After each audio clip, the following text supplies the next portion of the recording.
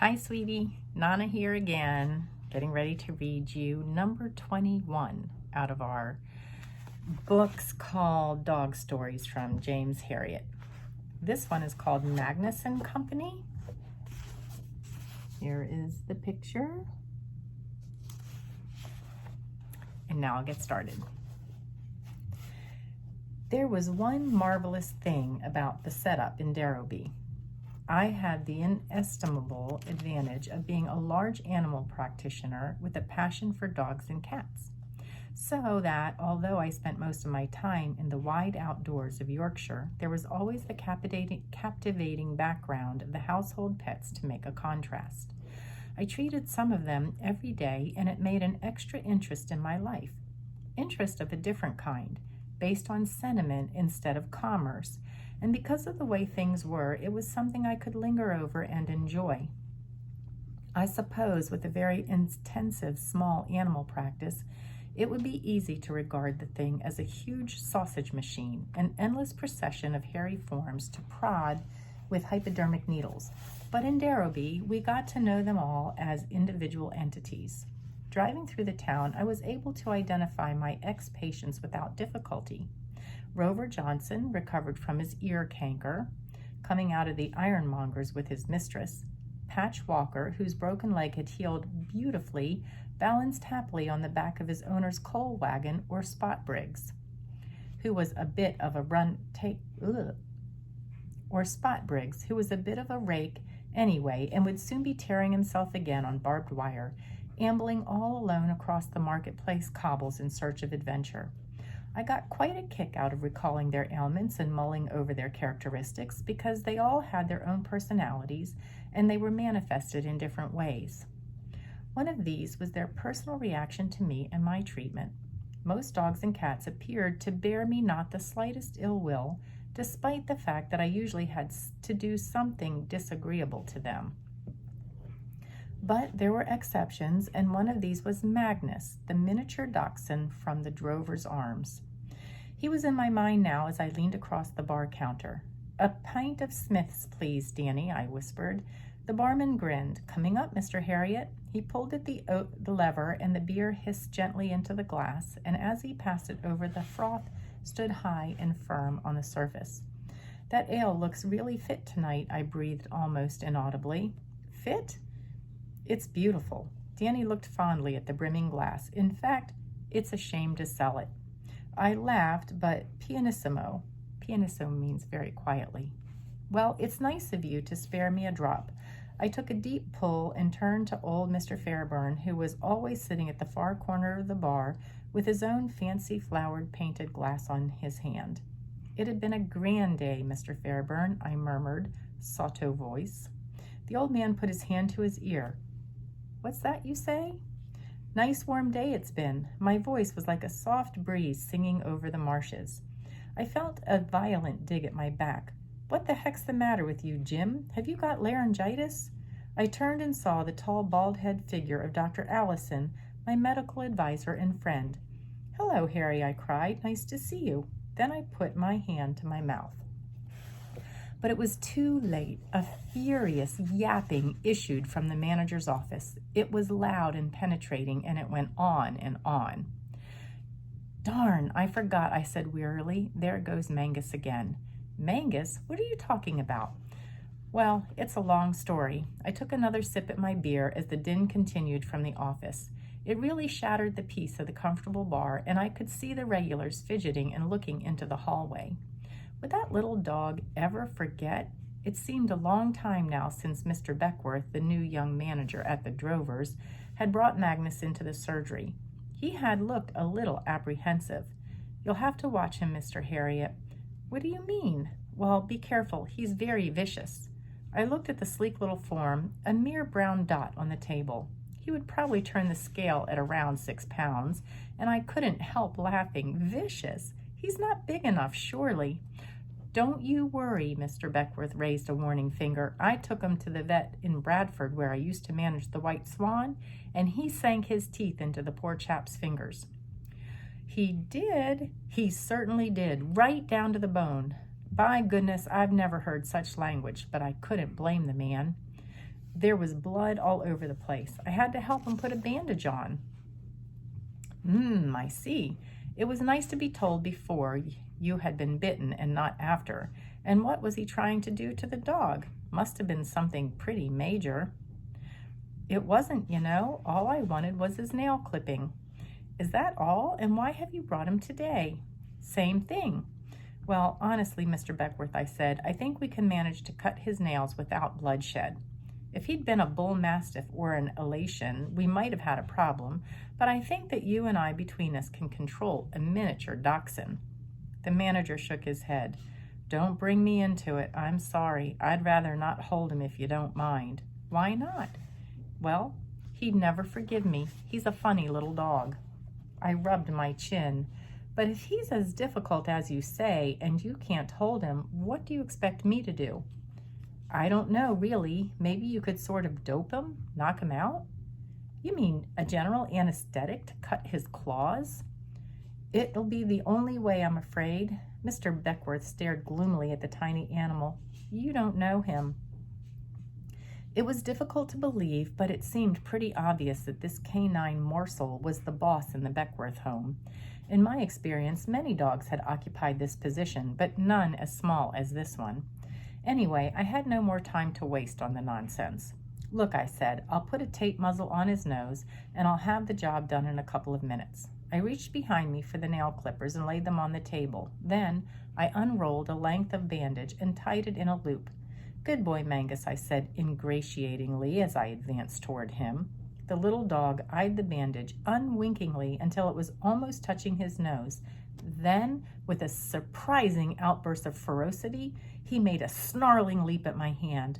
I felt the drought on my fingers as a row of sparkling teeth snapped shut half an inch away, but as he turned to have another go at my free hand, clamped on the scruff of his neck. Right, Mr. Beckworth, I said calmly. I have him now. Just pass me that bandage again and I won't be long. But the young man had had enough. Not me, he gasped. I'm off. He turned the door handle and I heard his feet scurrying along the passage. Ah, well, I thought it was probably for the best. With boss dogs, my primary move was usually to get the owner out of the way. It was surprising how quickly these tough guys calmed down when they found themselves alone with a no-nonsense stranger who knew how to handle them. I could recite a list who were raving tearaways in their own homes, but apologetic tail waggers once they crossed the surgery threshold. And they were bigger than Mangus. Retaining my firm grip on his neck, I unwound another foot of bandage, and as he fought ferociously, mouth gaping, lips retracted like a scaled-down Siberian wolf, I slipped the loop over his nose, tightened it, and tied the knot behind his ears. The mouth was now clamped shut, and just to make sure, I applied a second bandage so that he was well and truly trussed. This is when they usually packed in, and I looked confidently at the dog for signs of submission. But above the encircling white coils, the eyes glared furious, and from within the little frame an enraged growling issued, rising and falling like the distant droning of 1,000 bees. Sometimes a stern word or two had the effect of showing them who was boss. Magnum, I barked at him, that's enough. Behave yourself. I gave his little neck a shake to make it clear that I wasn't kidding, but the only response was a sidelong squint of pure defiance from the slightly bulging eyes. I lifted the clippers. All right, I said wearily, if you won't have it one way, you'll have it another. And I tucked him under one arm, seized a paw, and began to clip. He couldn't do a thing about it. He fought and wriggled, but I had him as in a vice. And as I methodically trimmed the overgrown nails, wrathful bubbles escaped on either side of the bandage, along with his splutterings. If dogs could swear, I was getting the biggest cursing in history. I did my job with particular care, taking pains to keep well away from the sensitive core of the claw so that he felt nothing, but it made no difference. The indignity of being mastered for once in his life was unsupportable. Toward the conclusion of the operation, I began to change my tone. I had found that in the past, that once dominance had been established, it is quite easy to work up a friendly relationship. So I started to introducing a wheedling note. Good little chap, I cooed. That wasn't so bad, was it? I laid down the clipboard and stroked his head for a few more resentful bubbles forced their way around the bandage. "All right, Magnus, we'll take your muzzle off now." I began to loosen the knot.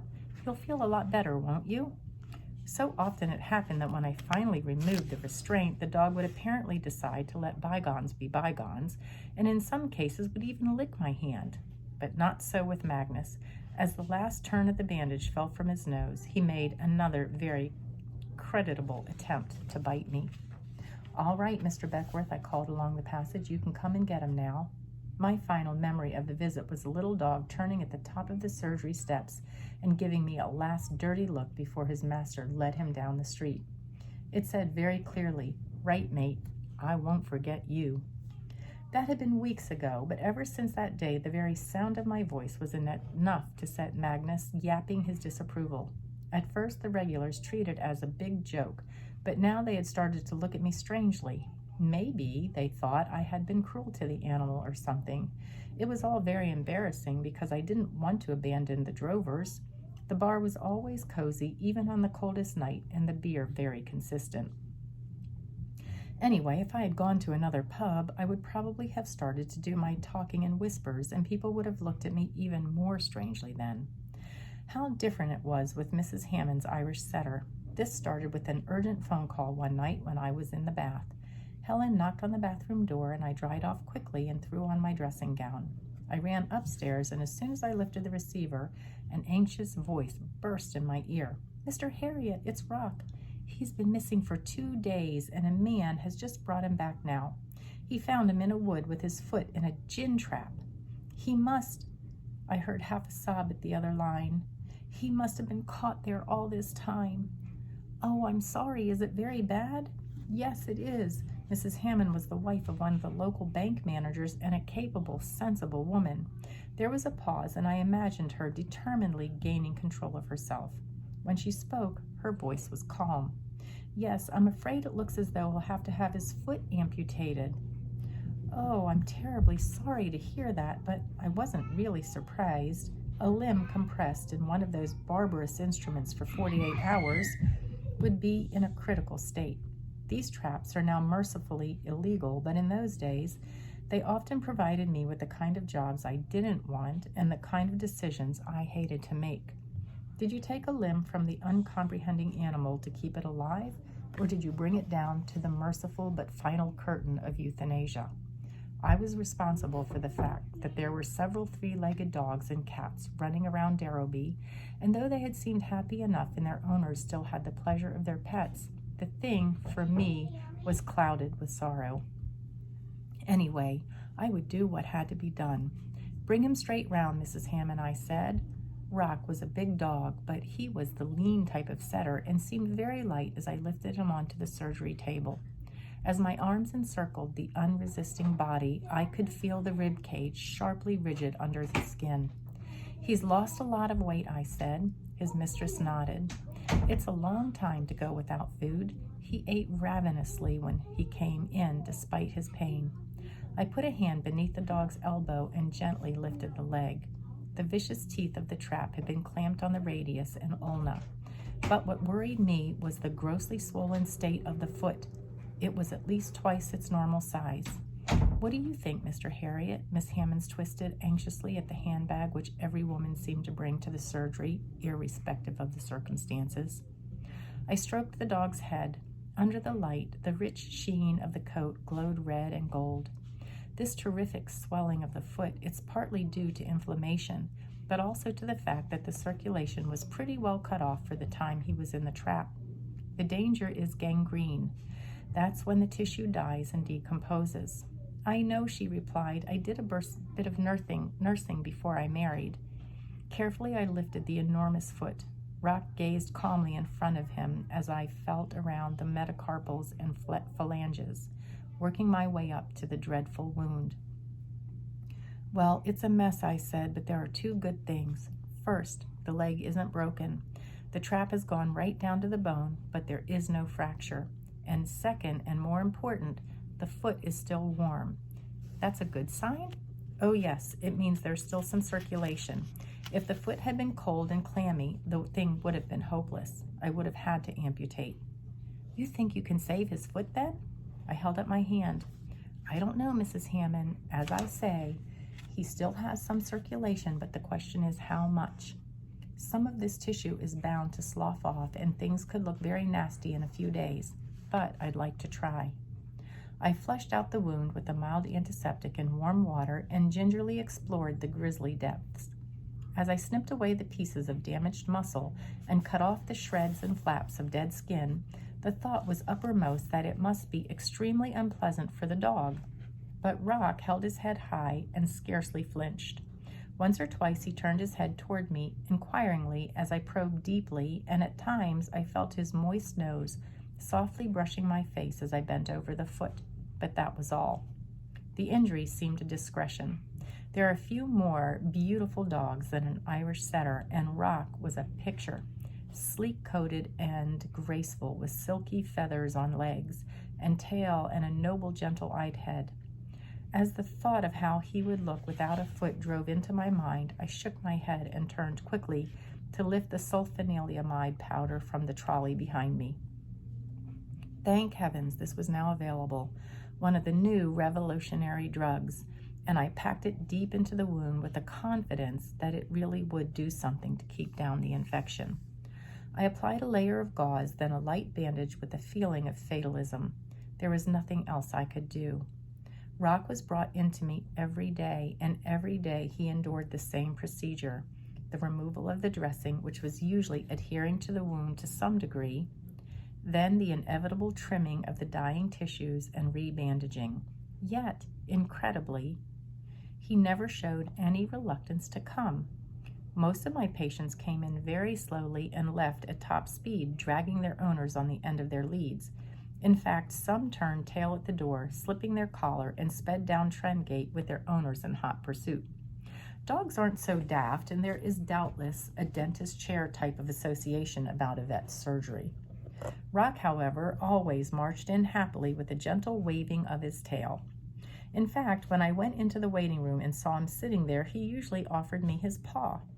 This had always been a characteristic gesture of his, but there seemed something uncanny about it when I bent over him and saw the white swathed limb outstretched towards me. After a week, the outlook was grim. All the time, the dead tissue had been sloughing, and one night, when I removed the dressing, Mrs. Hammond gasped and turned away. With her nursing training, she had been very helpful holding the foot this way and that intuitively as I worked, but tonight she didn't want to look. I couldn't blame her. In places, the white bones of the metacarpals could be seen like the fingers of a human hand with only random strands of skin covering them. It's hopeless, do you think? She whispered, still looking away. I didn't answer for a moment as I felt my way underneath the foot. It does look awful, but do you know, I think we have reached the end of the road and are going to turn the corner soon. How do you mean?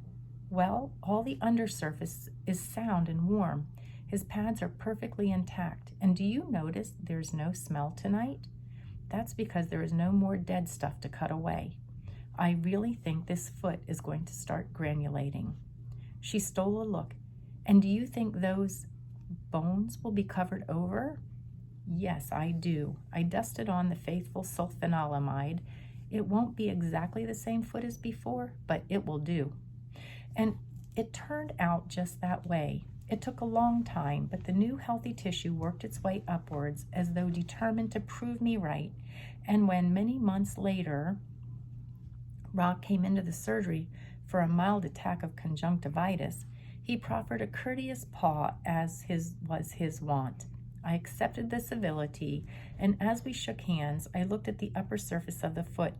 It was hairless, smooth and shining, but it was completely healed. You'd hardly notice it, would you? Mrs. Hammond said. That's right. It's marvelous. Just this little bare patch, and he walked without a limp. Mrs. Hammond laughed. Oh, he's quite sound on that leg now, and do you know, I really think he's grateful to you. Look at him. I suppose the animal psychologist would say it was ridiculous even to think that the dog realized I had done him a bit of good. That lolling, tongued, open mouth, warm eyes, and outstretched paw didn't mean anything like that. Maybe they are right, but What I do know and cherish is the certainty that after all the discomforts I had put him through, Rock didn't hold a thing against me. I have to turn back to the other side of the coin to discuss Timmy Buttersworth. He was a wire-haired fox terrier who resided in Gimber's yard, one of the little cobbled alleys off Trengate, and the only time I had to treat him was one lunchtime. I just got out of the car and was climbing the surgery steps when I saw a little girl running along the street, waving frantically as she approached. I waited for her, and when she panted up to me, her eyes were wide with fright. Wendy Butterworth, she gasped. Me ma'am sent me. Will you come to our dog? What's wrong with him? Me ma'am says he ate something. Poison? Ah, think so. It was less than 100 yards away, not worth taking the car. I broke into a trot with Wendy by my side, and within seconds we were turning into the narrow archway of the yard. Our feet clattered along the tunnel-like passage when we were merged into one of the unlikely scenes which had surprised me so much when I first came up to Darrowby. The miniature street with its tiny crowded houses, strips of garden, bow windows looking into each other across a few feet of cobbles. But I had no time to gaze around me today because Mrs. Butterworth, stout, red-faced, and very flustered, was waiting for me. He's in here, Mr. Harriet, she cried, and threw wide the door of one of the cottages. It opened straight into the living room, and I saw my patient sitting on the hearth rug looking somewhat thoughtful. What happened then? I asked. The lady clasped and unclasped her hands. I saw a big rat run down to yard yesterday, and I got some poison to put down for them. She gulped agitatedly. I mixed it in a saucer full of porridge. Then somebody came to the door, and when I came back, Timmy was just finishing it off. The terrier's thoughtful expression had deepened, and he ran his tongue slowly round his lips with obvious reflection that that was the strangest porridge he had ever tasted. I turned to Mrs. Butterworth. Have you got the poison tin there? Yes, here it is. With a violently trembling hand, she passed it to me. I read the label. It was a well-known name, and the very look of it sounded a knell in my mind, recalling the many dead and dying animals with which it associated. Its active ingredient was zinc phosphide, and even today, with our modern drugs, we are usually helpless once a dog has absorbed it. I thumped the tin down on the table. We've got to make him vomit immediately. I don't want to waste time going back to the surgery. Have you any washing soda? If I put a few crystals down, it'll do the trick. Oh dear, Mrs. Butterworth bit her lip. We haven't such a thing in the house. Is there anything else we could? Wait a minute. I looked across the table past a piece of cold mutton, the tureen of potatoes, and a jar of pickles. Is there any mustard in that pot? Aye, it's full. Quickly, I grabbed the pot, ran to the tap, and diluted the mustard to the consistency of milk. Come on, I shouted. Let's have him outside. I seized the astonished Timmy, whisked him from the front rug, shot through the door, and dumped him on the cobbles. Holding his body clamped tightly between my knees and his jaws close together with my left hand, I poured the liquid mustard into the side of his mouth, whence it trickled down to the back of his throat. There was nothing he could do about it. He had swallowed the disgusting stuff, and when about a tablespoon had gone down, I released him.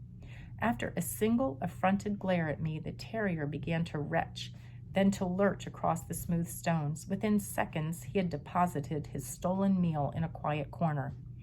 Do you think that's the lot? I asked. That's it, Mrs. Butterworth replied firmly. I'll fetch a brush and a shovel. Timmy, his short tail tucked down, slunk back into the house, and I watched him as he took up his favorite position on the hearth rug. He coughed, snorted, pawed at his mouth, but he just couldn't rid himself of that dreadful taste, and increasingly it was obvious that he had me firmly tagged as the cause of his trouble. As I left, he flashed me a glance which said quite plainly, "You rotten swine." There was something in that look which reminded me of Mangus from the drovers, but the first sign that Timmy, unlike Mangus, wasn't going to be satisfied with vocal disapproval came within a few days. I was strolling meditatively down Trengate when a white missile issued from Gimber's yard, nipped me on the ankle, and disappeared as silently as it had come. I caught only a glimpse of the little form speeding on its short legs down the passage. I laughed. Fancy his remembering. But it happened again and again, and I realized that the little dog was indeed lying in wait for me. He never actually sank his teeth into me. It was a gesture more than anything, but it seemed to satisfy him to see me jump as he snatched briefly at my calf or trouser leg. I was a sitting bird because I was usually deep in thought as I walked down the street. And when I thought about it, I couldn't blame Timmy. Looking at it from his point of view, he had been sitting by the fireside digesting an unusual meal and minding his own business when a total stranger had pounced on him, hustled from the comfort of his rug, and poured mustard into him. It was outrageous, and he just wasn't prepared to let the matter rest there. For my part, there was a certain satisfaction in being the object of a vendetta waged by an animal who would have been dead without my services, and unpleasantly dead because the victims of phosphorus poisoning had to endure long days and sometimes a week of jaundice, misery, and creeping debility before the inevitable end. So I suffered the attacks with good grace. But when I remembered, I crossed to the other side of the street to avoid the hazard of Gimber's yard, and from there I could often see the little white dog peeping round the corner, waiting for the moment when he would make me pay for that indignity. Timmy, I knew, was one who would never forget. These stories illustrate the different reactions one receives from different dogs, a subject which has always fascinated me. It is interesting that the sulfonilamide used on Rock's injury is still useful wound dressing, but would probably be replaced nowadays by an antibiotic powder. Thank heaven we no longer see that zinc phosphide rat poison which Timmy Butterworth swallowed. Modern rodent pesticides such as warfarin have to be used with care, but their effects are not so drastic, and we do not have to witness the slow deaths of those horribly jaundiced dogs. I used to feel so helpless in those cases. And that's the end of today's story. I love you, Bryce. Hope you enjoy it. See you next time.